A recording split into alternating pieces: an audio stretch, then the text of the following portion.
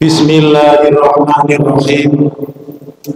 Alhamdulillahilladzi an'ama 'alaina bi ni'matil iman wal islam.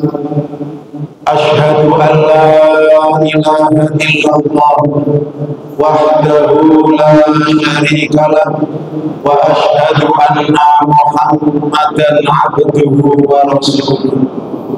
Allahumma sholli ala Muhammad wa ala alihi wa ashabihi ajma'in, amma ba'du.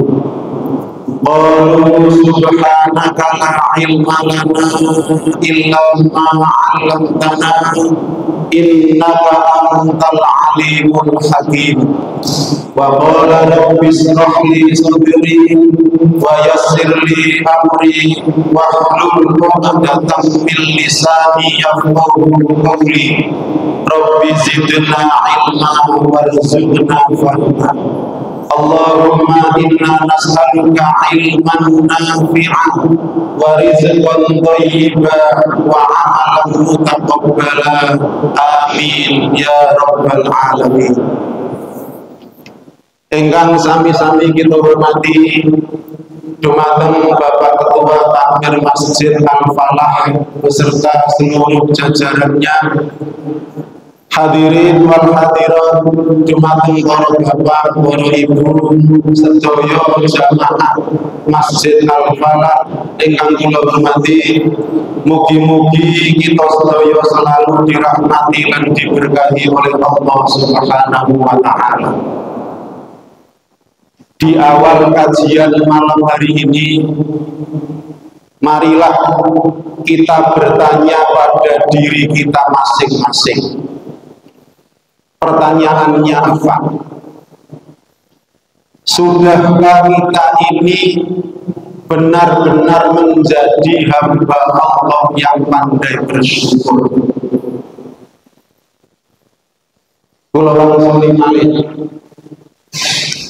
Sudahkah kita ini benar-benar menjadi hamba Allah yang pandai bersyukur? Tiada henti-hentinya Allah Subhanahu wa ta'ala memberikan rahmat dan nikmatnya kepada kita. Begitu banyak rahmat nikmat Allah ingkang sampun dipun paringaken dhateng kula lan panjenengan sedaya. Saking kathah rahmat nikmat Allah niku umpami kula jenengan ngitung ora saged napa mboten? Mboten saged. Keranten menika Allah dawuh wonten ing Al-Qur'an surat Ibrahim ayat 34. Wa atakum min kulli ma sa'altumuhu wa in ta'uddu ni'matallahi la tuhsuha innal insana ladzalumun kafar. Dan dialah Allah telah memberikan segala apa yang engkau minta. Kula jenengan sedaya nyuwun kesehatan diparingi dening Allah. Nyuwun kesempatan diparingi dening Allah. Nyuwun rezeki diparingi dening Allah. Sedaya apa ingkang kula jenengan minta dhateng Allah diberikan oleh Allah Subhanahu wa taala. Wa in ta'uddu ni'matallahi la tuhsuha, lan lamun sira kabeh iku ngitung nikmate Allah Subhanahu wa taala la tuhsuha, ora bakal iso ngitung. Innal insana ladzalumun kafar. Sak temene menungso iku akeh sing dolim lan kufur. Mboten purun syukur dumateng ngarsanipun Allah Subhanahu wa ta'ala. Karena itulah Allah bertanya datang menungso lan jin tenggene Quran surat Ar-Rahman ayat 13. Pertanyaan ini ngantos diulang oleh Allah Subhanahu wa ta'ala sebanyak 31 kali. Pertanyaan yang sama di dalam surat yang sama. Napa kalimatnya, Pak? Bu, napa kalimatnya Bu? Pertanyaan Allah datang jin lan menungso tenggene Quran surat Rahman ngantos di bulan galeni dening Allah ping 31 pertanyaan. Fabi ayyi ala'i rabbikuma tukadziban. Nggih leres. Fabi ayyi ala'i rabbikuma tukadziban. Fabi ayyi ala'i rabbikuma tukadziban. Sebanyak 31 kali. Mulai ayat yang ke-13 sampai ayat yang ke-77. Maka nikmat Tuhanmu yang manakah yang kau dustakan? Maka nikmat Tuhanmu yang manakah yang kau dustakan? Maka nikmat Tuhanmu yang manakah yang kau dustakan? Jin lan manungsa ditangoti Allah 31 kali dalam Al-Quran.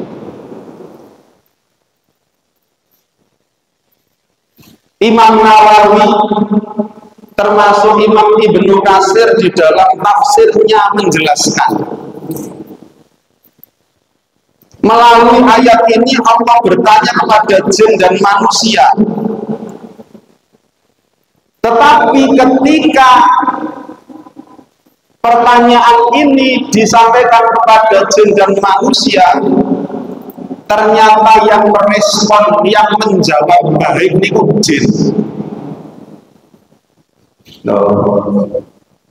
Sing jawab pertanyaan Allah Ta'ala, maka nikmat Tuhanmu yang manakah yang kau dustakan? Niku sing jawab, sing respon lebih baik niku jin daripada manusia. Wala bisain min ni'amika rabbana nukadzibu falakal hamdu. Jin niki begitu mendengar ayat ini, jin itu begitu mendengar pertanyaan Allah dengan ayat ini, nikmat Tuhanmu yang manakah yang kau dustakan? Jin ini langsung jawab. Mereka menjawab, wala bisyai'in min ni'amika rabbana nukadzibu. Tidak satu pun dari nikmat-nikmatmu yang kami dustakan, wahai Tuhan kami. Tidak satu pun dari nikmat-nikmatmu yang kami dustakan, wahai Tuhan kami. Falakal hamdu, maka bagimu adalah segala puji. Begitu baiknya respon jawaban jin terhadap pertanyaan Allah Subhanahu wa taala. Mboten enten setunggalipun nikmat rahmate Allah sing didustakan oleh jin. Walakal hamdu, maka bagimu ya Allah segala puji. Bagaimana responnya manusia? Ketika ditanya dengan ayat ini, manusia diam, tidak menjawab, tetapi kebanyakan manusia itu tidak bersyukur kepada Allah Subhanahu wa ta'ala. Keranten menika jamaah sekalian, monggo kita sareng-sareng berusaha menjadi abd dan syakur, menjadi hamba-hamba yang pandai bersyukur dumateng ngarsanipun Allah Subhanahu wa ta'ala. Nah, menjadi hamba yang pandai bersyukur itu gampang atau angel, Pak? Angel. Menjadi hamba Allah yang pandai bersyukur itu angel, sulit. Karena itulah Allah sendiri yang mengatakan dalam Al-Quran, wa qalilum min ibadiyas syakur. Saiki banget hamba-hamba iku sing bersyukur marang Allah. Jamaah sekalian, rahimakumullah. Kajian pada malam hari ini kula paringi tema inggih menika la tastahinu bisunanir ratibah. Jangan meremehkan amalan-amalan yang sunnah. Di dalam ajaran Islam, yang namanya ibadah itu ada ibadah yang hukumnya fardu, ada ibadah yang hukumnya sunnah. Yang fardu sudah pasti tidak boleh ditinggalkan. Kalau kita meninggalkan ibadah yang fardu, maka kita berdosa. Contoh, sholat 5 waktu dalam sehari semalam. Dalam keadaan bagaimanapun, kula jenengan sedaya boten angsal ninggalaken sholat fardu. Niki pun sami-sami paham. Tapi kadang-kadang kebanyakan manusia itu seringkali meninggalkan sholat. Yang fardu jangan ditinggalkan, yang sunnah jangan diremehkan. Nah, kula jenengan sedaya iki termasuk tiyang sing remehno amalan sunnah napa mboten?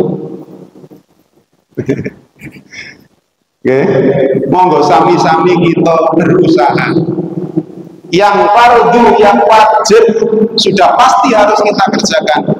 Yang sunnah-sunnah jangan diremehkan. Kita perhatikan nasihatipun orang-orang salafus soleh. Orang-orang soleh terdahulu niku matur ngeten. As-salafus sholihu yaf'aluna sunnati li'annaha sunnah. Orang-orang soleh terdahulu itu melaksanakan amalan-amalan sunnah karena hal itu sunnah. Sekalipun sunnah oleh mereka orang-orang baik di zaman dahulu itu dikerjakan. Sudah tahu kalau itu sunnah, tapi selalu dikerjakan. Nah, as-salafus sholeh yaf'aluna sunnati li'annaha sunnah.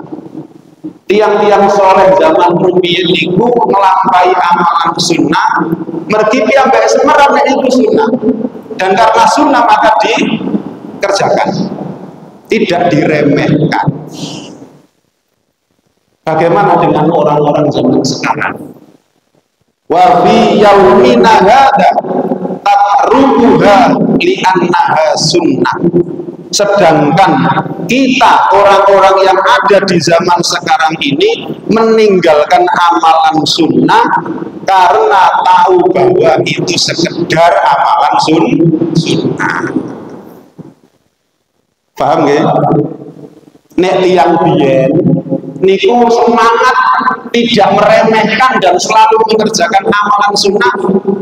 Mergi ngertos niku sunnah dan sunnah itu dikerjakan. Tapi nek tiyang zaman sakniki wong sunnah wae. Nggih? Kok gak poso Senin Kemis wong sunnah wae. Lah ngoten nggih. Mantun jamaah dhuwur kok gak sholat 2 rakaat gak dia dhuwur wong sunnah wae. Nggih, kira-kira ngoten nggih. Leres napa mboten dawuh niki? Leres. Niki wau kula jenengan badha salat maghrib. Setelah salat maghrib enten amalan sunnah napa mboten? Enten namanya ba'diyah.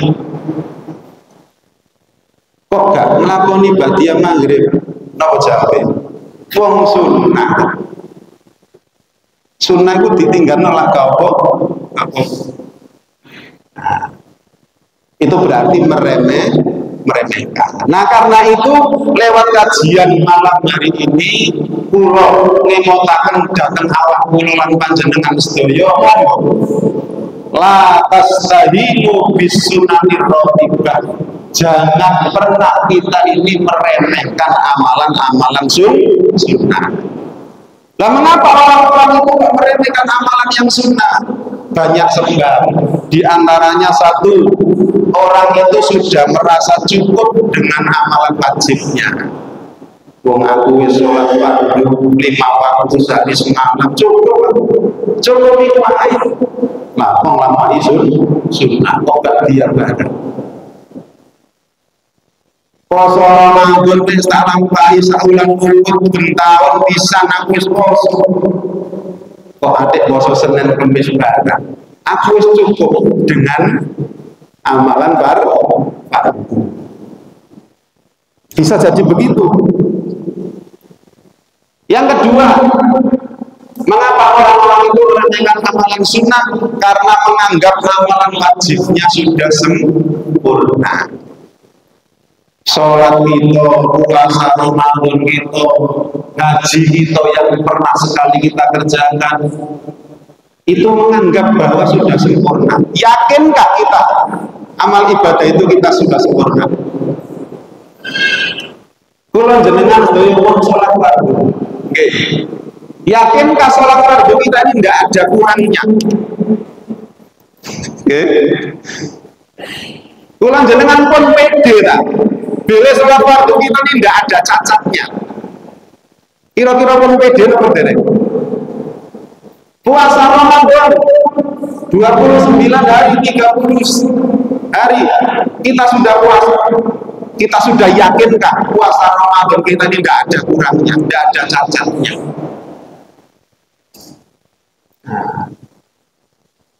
Jangan kita mudah merasa bahwa amalan ibadah fardu kita ini sudah sempurna. Dan ini terjadi. Sehingga orang itu meremehkan amalan sunnah. Yang nomor 3 sebabnya rasa malas. Nah, ini jelas. Terlalu sibuk dengan urusan dunianya sehingga lupa urusan akhiratnya, hanya melakukan amalan yang fardu yang wajib saja, yang sunnah diremehkan. Sibuk dengan pekerjaannya, tergesa-gesa dengan pekerjaannya. Fardune wajib wae pun dilakoni niku pun piro-piro. Ini penyebabnya. Nah, malas, terlalu sibuk dengan urusan dunia. Padahal Bapak Ibu sekalian, monggo kita sareng-sareng niti perso introspeksi. Kula jenengan sedaya iki dalam sehari semalam niku diparingi waktu oleh Allah berapa jam? 24 jam. Berapa waktu yang kita gunakan ibadah? Coba. Berapa jam yang kita gunakan untuk ibadah dari 24 jam waktu itu? Kata sing damel ibadah apa kata sing damel urusan dunia? Nah, niki monggo sareng-sareng kita belajar. Karena malas, karena sibuk dengan urusan pekerjaannya, sehingga kadang-kadang meninggalkan yang sunnah. Jangankan yang sunnah, Pak, kadang-kadang sing wajib nih lepas. Asal asik-asiknya bekerja, gak ro waktu, asal ke jam 4 engko gisi moro-moro setengah 5 engko gisi, sampai kadang-kadang sholatnya di akhir waktu, enten kira maghrib ke sholat asar. Naudzubillahi min dzalik. Niku nek istilah sepak bola kan sholat di waktu injury time. Sholat di waktu yang terlarang. Monggo sareng-sareng kita mengoreksi awak kula panjenengan piyambak. Ini di antara tujuannya mengaji, watawasau bil haq, watawasau bis sunnah, saling menasehati, saling mengingatkan dalam kebenaran dan kesabaran. Kulo sing nyampekno dereng mesti sae.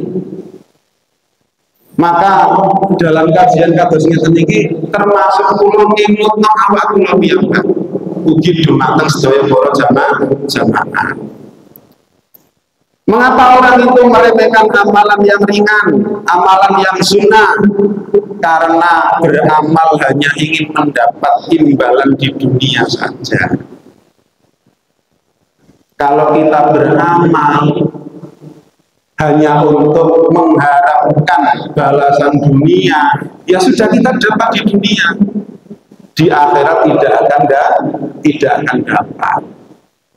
Kemudian yang terakhir, na'udzubillahi min dzalik, orang-orang itu meremehkan amalan-amalan sunnah karena kejahilannya. Mohon maaf, karena kebodohannya, karena kekurangannya dalam ilmu-ilmu agama. Karena kurangnya ilmu agama itu sehingga tidak memperhatikan amalan-amalan sunnah. Jamaah sekalian rahimakumullah, karena itu monggo kita berusaha melaksanakan amalan-amalan sunnah ini. Jangan kita remehkan, jangan kita tinggalkan. Amalan-amalan sunnah itu pun mempunyai fadilah, gadai keutamaan yang sangat besar. Apa keutamaannya amalan-amalan sunnah? Mari kita perhatikan supaya kita semangat untuk melakukan amalan sunnah dan tidak meremehkan. Satu, keutamaannya, orang yang selalu mengerjakan amalan-amalan sunnah itu akan menjadi waliullah, walinya Allah. Orang yang rutin mengerjakan amalan-amalan yang sunnah itu akan menjadi walinya Allah Subhanahu wa ta'ala. Napa waliullah itu? Yang dimaksud waliullah itu ialah orang yang mempunyai karomah, orang yang mempunyai kemuliaan, dan akan selalu mendapatkan kabar gembira dari Allah, baik dalam kehidupannya di dunia maupun di akhirat. Itulah waliullah.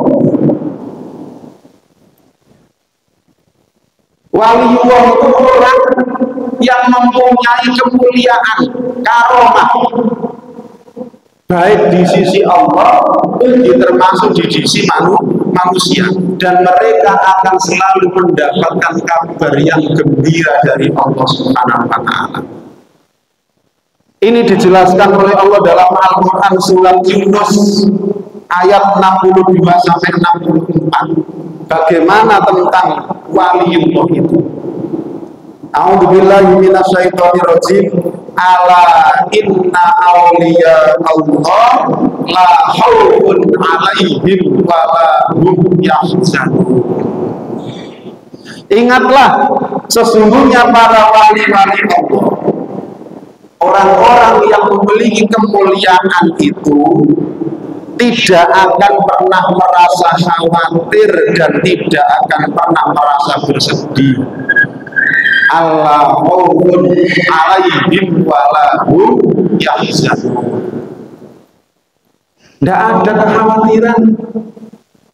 Apa yang dikhawatirkan hidup di dunia ini? Apa yang disedihkan dalam hidup di dunia ini? Apa? Bagi waliullah tidak ada itu. Nah, siapa waliullah itu? Dalam ayat yang ke-62 dilanjutkan oleh Allah, alladzina amanu wa kanu yattaqun, yaitu mereka orang-orang yang beriman dan mereka orang-orang yang bertakwa. Orang yang selalu meningkatkan keimanannya kepada Allah, orang yang selalu meningkatkan ketakwaannya kepada Allah, maka bisa menjadi waliullah. Berarti kalau jenengan sedaya ini kira-kira saged napa mboten? Saged. Nggih. Kula jenengan sedaya ini saged menjadi waliullah. Dengan syarat apa? dengan syarat kita harus selalu mendekatkan diri kepada Allah, meningkatkan iman takwa kita kepada Allah Subhanahu wa Ta'ala. Termasuk salah satunya ialah rajin melakukan amalan-amalan sunnah. Lahumul busra fil hayatid dunya wa fil akhirah. Bagi mereka itu, kata Allah, bagi mereka waliullah itu akan mendapatkan kabar gembira dalam kehidupannya di dunia dan di akhirat.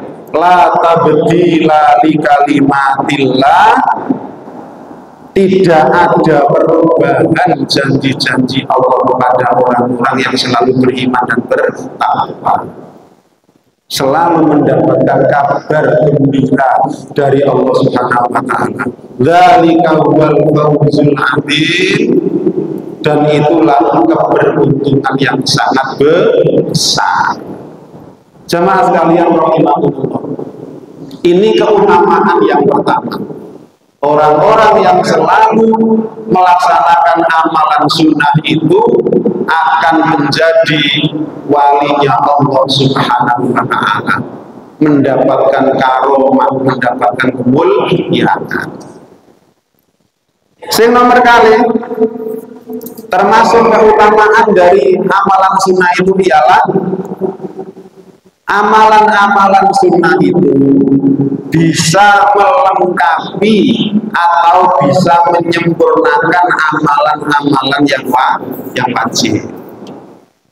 Nah, amalan-amalan sunnah yang kita kerjakan itu saged melengkapi, saged menyempurnakan amalan-amalan kita sing fardu. Kados salat kita lho. Apakah kita yakin sholat kita sehari-hari yang fardu itu sudah sangat sempurna? Apa tidak ada kurangnya? Apa tidak ada cacatnya sholat kita ini? Insya Allah kasih kata cacatnya bang ya? Nggih. Kata cacatnya sholat kita ini sing fardu nih. Napa contohnya cacat dalam sholat itu? Kurang khusyuk misalnya. Oke. Allahu Akbar ke takbiratul ihram. Wis eling lho. Iku mau duwe sing ilang apa ngene. Duwe sedina diteli gak nemu ketemue no sholat. Cacat. Ibadah fardu kita ini cacat banyak. Poso bisa jadi kita puasa menahan diri makan lapar minum, tapi saya ngerasani wow, termasuk cacat umum, cacat ibadah. Nah, kurangnya amalan-amalan fardu kita inilah kalau kita mengerjakan amalan-amalan yang sunnah dapat melengkapi dan menyempurnakan. Khusus sholat ini Rasulullah SAW bersabda, Inna awwala ma yuhasabu bil abdu yaumal qiyamati as-sholat. Terusipun Rasulullah sak temene amal-amal sing paling kawitan seorang hamba besok dihisab, ditanya, diminta pertanggungjawaban atau di akhirat, yang pertama kali adalah amalan sholat. Sholat kula panjenengan sedaya niki merupakan amalan yang pertama kali yang akan dihisab, yang akan dimintai pertanggungjawaban oleh Allah Subhanahu wa Ta'ala. Fa in shaluhat faqad aflaha wa anjaha. Maka jika sholatnya baik, orang itu adalah termasuk orang yang beruntung dan berhasil. Nek sholatnya apik. Nek sholatnya waktu nang donya apik, maka orang itu termasuk orang yang beruntung dan berhasil. Terus Rasulullah. Sebaliknya, fa'in fasadat faqad khaba wa khasira. Akan tetapi kalau sholatnya rusak, maka dia termasuk orang yang gagal dan rugi. Nah, fa inin taqasa min faridotihi syai'un, apabila ada kekurangan dari sholat-sholatnya itu, dari sholat fardunya itu, kata Rasulullah, apabila ada kekurangan, qala Rabbu azza wa jalla, maka Allah berkata,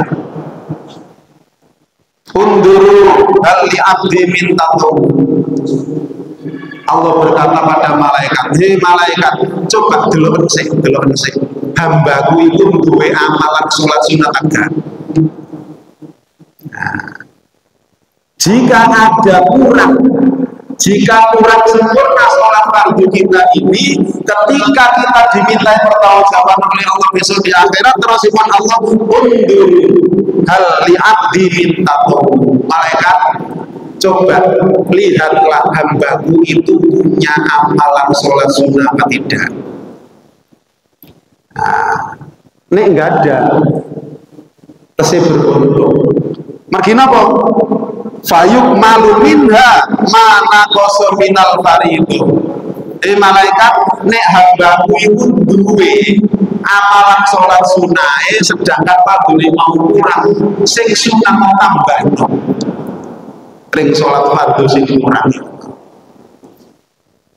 niku nek enggak ada, ane mboten enggak ada.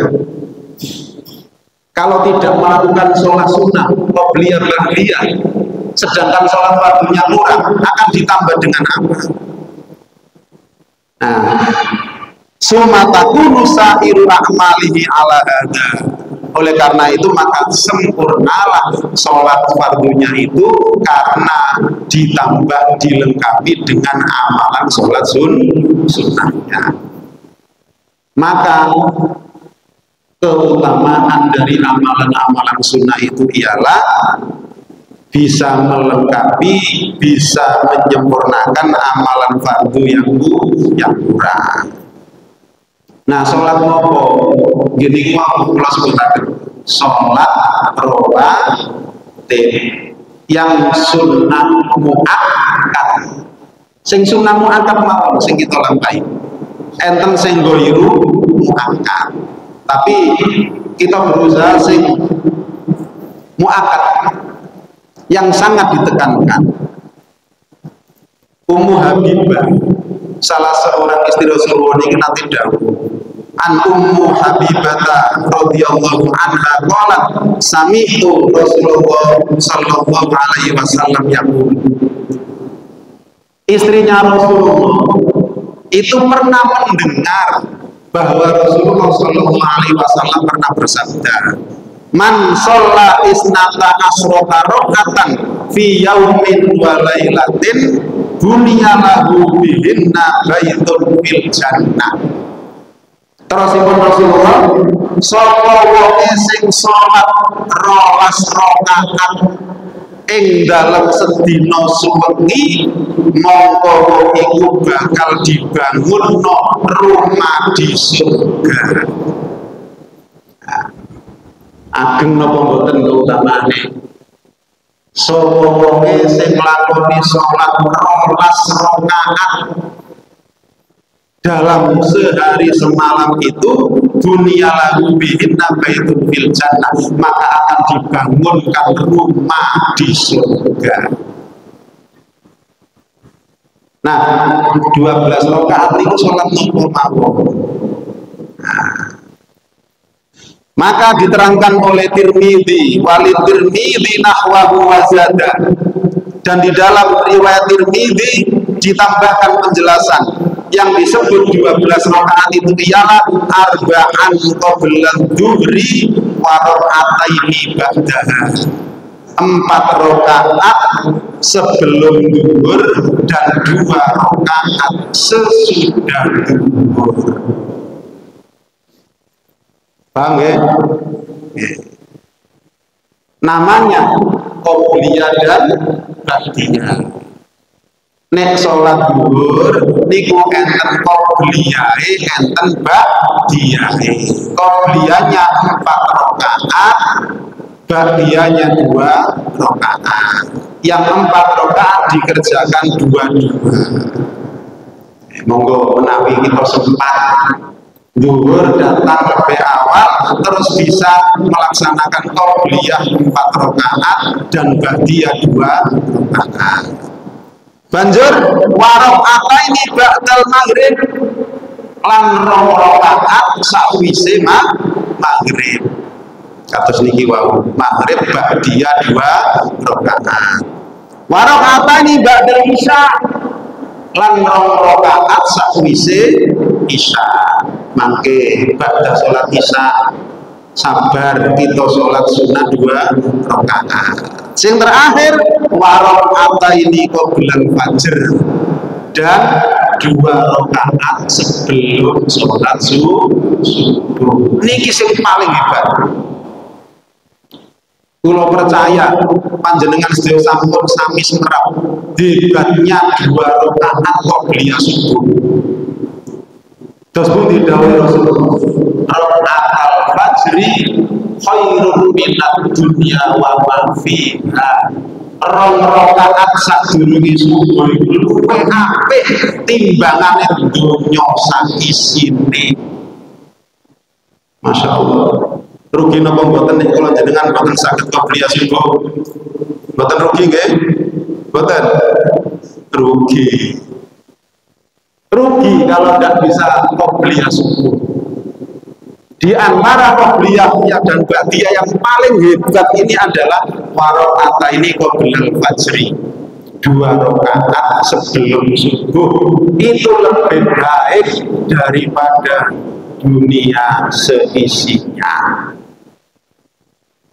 Karena menikah di zaman Rasulullah kan, zaman sahabat niku masya Allah, kata sahabat niku sing getun bahkan menangis gara-gara tidak bisa sholat qobliyah subuh, entah karena tidak ada waktu atau gimana, sehingga apabila ada sahabat-sahabat itu yang tidak bisa sholat qobliyah subuh 2 rakaat itu menyesal, getun, bahkan di antara mereka menangis gara-gara gak sholat qobliyah subuh. Nah niku wae jumlahe 12 rakaat, zuhur 6, maghrib 2, isya 2, subuh 2, jumlahnya 12 rakaat. Itu dinyatakan oleh Rasulullah, man sholla isna asyrata rakaatan fi yaumin wa lailatin bunyalahu bihinna baitun fil jannah. Barang siapa yang melakukan sholat 12 rakaat itu sehari semalam, maka akan dibangunkan rumah di surganya Allah Subhanahu wa ta'ala.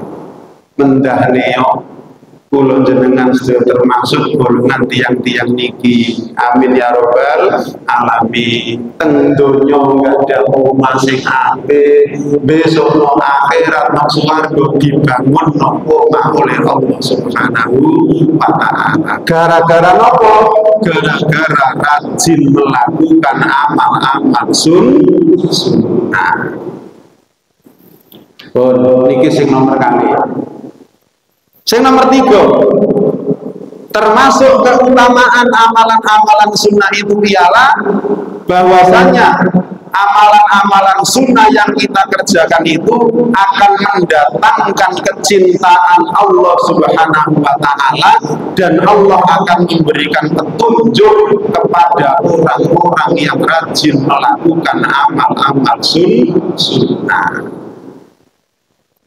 Maukah kita menjadi orang yang dicintai Allah? Mau. Maukah kita menjadi orang-orang yang diberi petunjuk oleh Allah? Mau. Maka kerjakanlah amalan-amalan sunnah. Rasulullah SAW dalam hal ini menyampaikan hadis qudsi. Innallaha qala man 'adali waliyan faqad adantuhu bil harbi wa ma taqarraba ilayya 'abdun bi syai'in ahabba ilayya mimma iftaratu alaihi. Hadis qudsi niku dawuh Gusti Allah.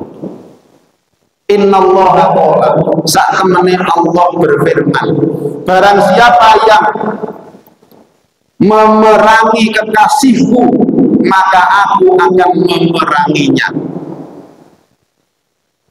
Dan hambaku yang selalu mendekatkan diri kepadaku dengan amalan yang wajib, aku cinta.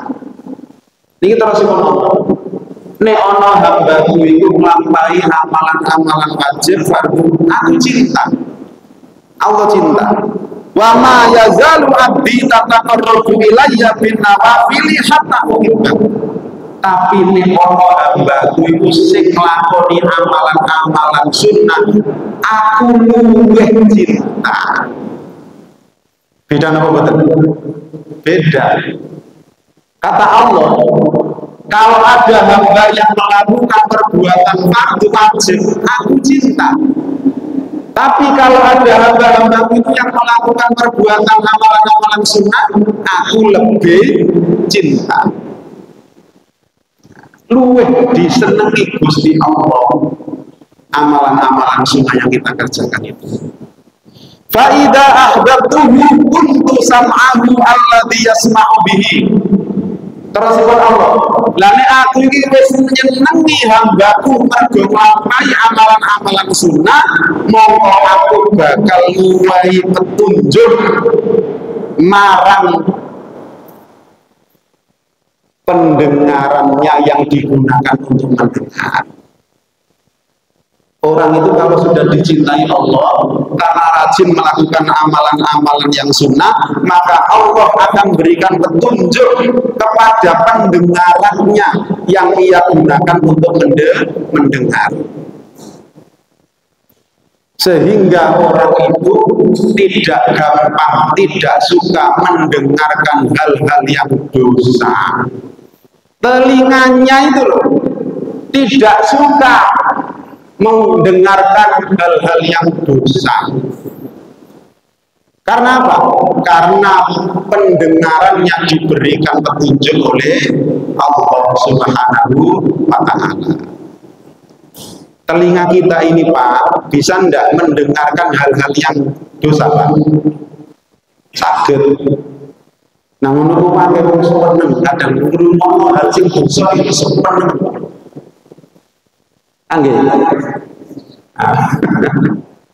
Berarti wong ini gak oleh petunjuk saking Allah Subhanahu wa Ta'ala. Ya. Wong kok seneng ngrungokno barang-barang sing gak kena. Wong kok seneng ngrungokno hal-hal sing dosa. Awas, berarti telinga kita tidak mendapat hidayah dari Allah Subhanahu wa Ta'ala. Nauzubillahi min dzalik. Orang yang melakukan amalan soleh akan lebih dicintai oleh Allah.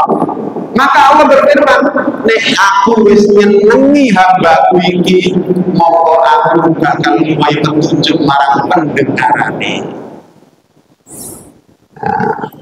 Tidak cukup sampai di situ Pak. Wa basaruhu alladhi yubsiru bihi. Allah bakal memberikan petunjuk kepada penglihatannya yang digunakan untuk melihat. Orang yang selalu dicintai Allah karena amalan soleh, meripate Pak Bu dijogo oleh Allah Subhanahu wa Ta'ala. Meripate gak gampang seneng delok barang-barang sing dosa. Meripat kula jenengan akeh dosa napa boten? Kata ya, kita akui meripat kita yang masih utuh dua, yang masih terang ini banyak dosanya. Nabi ya Pak masuk meremai Pak. Panjenengan emot ceritane Abdullah bin Umi Maktum. Kalau kau eling cerita niku, Abdullah bin Umi Maktum niku seorang sahabat Nabi yang buta sejak kecil, tapi dijamin masuk surga. Banyak panjang ceritanya itu kalau disampaikan. Termasuk cerita itu berkaitan dengan sholat. Abdul bin Umi Maktum niku wong tuwa wis tuwa. Omahe ado teko masjid ora ana sing nuntun. Satu kali pun tidak pernah meninggalkan sholat berjamaah bersama Rasulullah Shallallahu Alaihi Wasallam. Coba kita bayangkan, seorang sahabat yang buta matanya, tua umurnya, rumahnya jauh dari masjid, tidak ada yang nuntun pergi ke masjid itu, tetapi beliau adalah orang yang tidak pernah meninggalkan sholat berjamaah bersama Rasulullah Shallallahu Alaihi Wasallam. Panjang, lain waktu kalau ada kaitannya kita pelajari cerita ini sebagai motivasi. Abdul bin Umi Maktum wae buta. Kula jenengan iki gak buta. Nggih.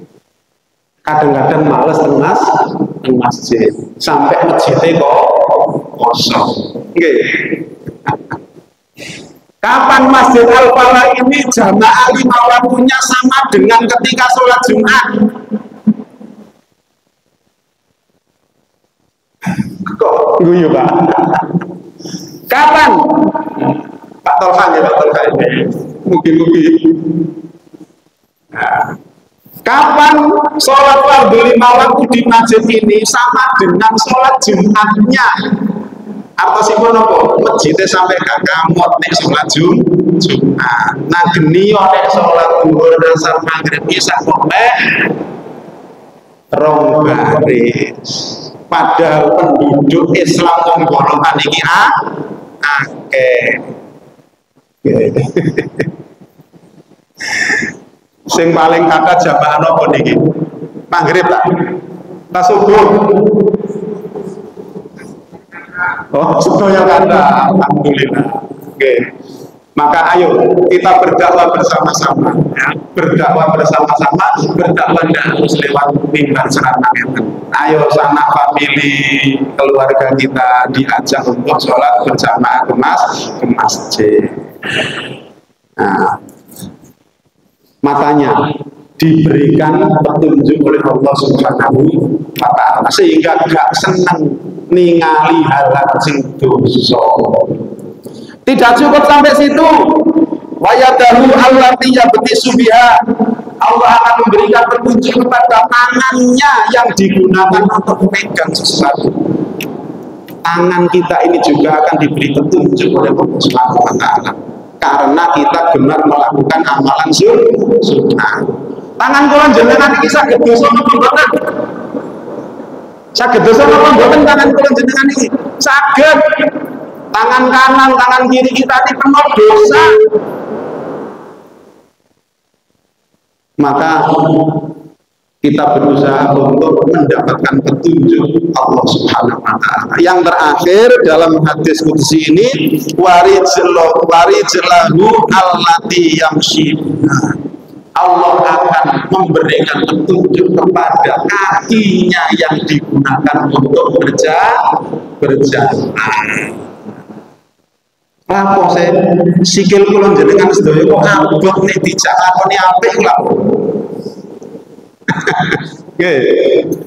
Cek abote kanggo melangkah ke masjid berjamaah cek abote. Padahal nek lari nek berjalan dalam jarak waktu kiloan meter saged, tapi melangkah ning masjid paribasane mek 30 langkah abote gila. Nah, inilah maka Allah akan memberikan petunjuk kepada orang-orang yang dicintai karena melakukan amalan-amalan yang sunnah. Telinga kita diberi petunjuk, mata kita diberi petunjuk, tangan kita diberi petunjuk, kaki kita diberi petunjuk, sehingga kita akan dimudahkan oleh Allah melakukan amal-amal kebaikan. Jemaah sekalian rahimahullah, kiranya ini dulu yang bisa kita kaji. Mudah-mudahan bisa kita kaji di waktu yang lain, sehingga kita berusaha untuk bisa menjadi orang yang tidak meremehkan amalan-amalan sunnah. Mungkin bermanfaat. Segala kebenaran datang dari Allah, dan bila ada kesalahan maka itu datang dari pribadi kula sebagai manusia yang tidak luput dari salah dan dosa. Mudah-mudahan dimaafkan oleh Allah Subhanahu wa taala. Mugi-mugi sedaya dosa kita disepuro dening Allah Subhanahu wa taala. Amin ya rabbal alamin. Billahi taufiq wal hidayah. Wassalamualaikum warahmatullahi wabarakatuh.